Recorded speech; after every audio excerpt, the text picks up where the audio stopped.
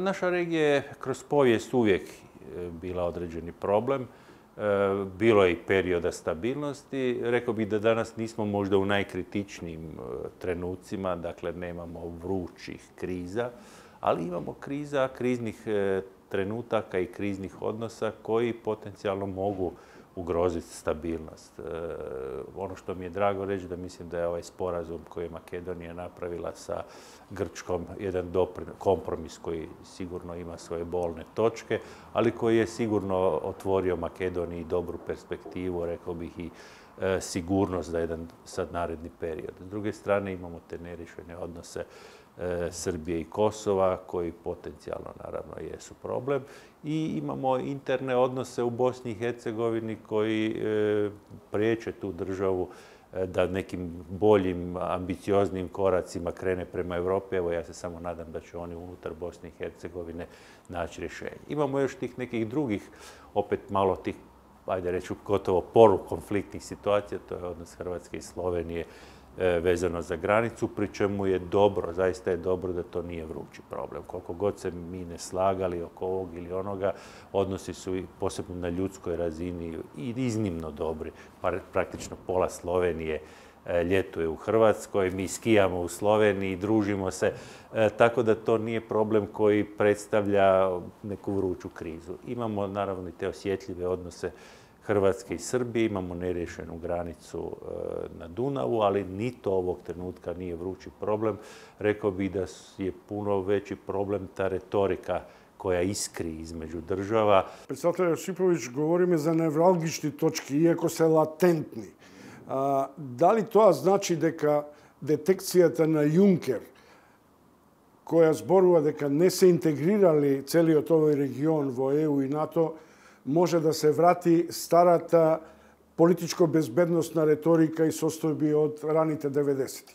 Pa to je točno. Naime, Evropska unija je prije svega, to često ljudi zaboravljaju, prije svega mirovni projekt i to najuspješniji mirovni projekt nakon Drugog svjetskog rata. On se odvijao naravno primarno putem ekonomije, krenulo je tako ugljen čelik, da bi danas Evropska unija bila jedan sveobuhvatni projekt koji obuhvaća ne samo ekonomiju, nego i kulturu, znanost, obrazovanje, sport.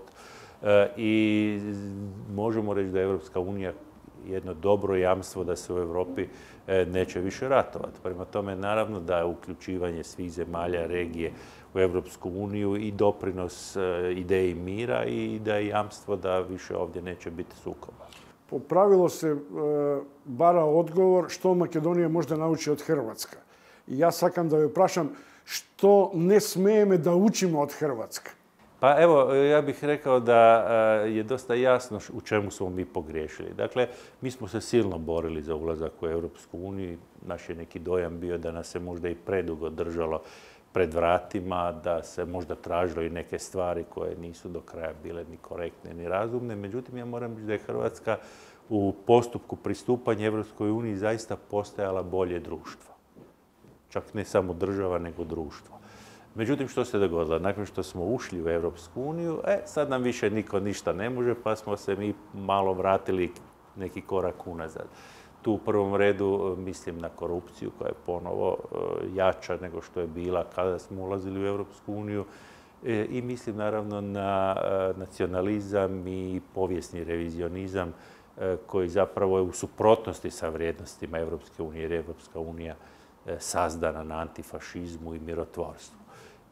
Naravno, tu imamo i nedovršene ekonomske reforme koje zapravo predstavljaju sve skupa ovaj cijeli spektar tih problema, predstavljaju problem u daljnjem hrvatskom razvoju. Ono što je još samo, ako smijem dodati, pouka, vrlo važna. Ulaskom u Europsku uniju nisu reforme gotove.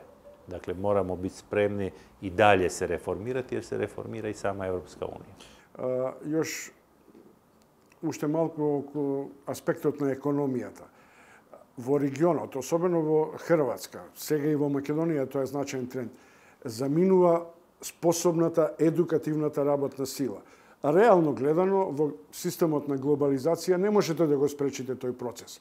Но како да се намали рефлексијата врз економските движења и во Хрватска и во Македонија? Pa naravno da ne možemo spriječiti ljude koji žele tamo gdje im je bolje, gdje imaju veću plaću, na kraju krajeva sloboda kretanja je jedna od bitnih postavki Evropske unije, ali ja mislim da će se dogoditi taj efekt klatna.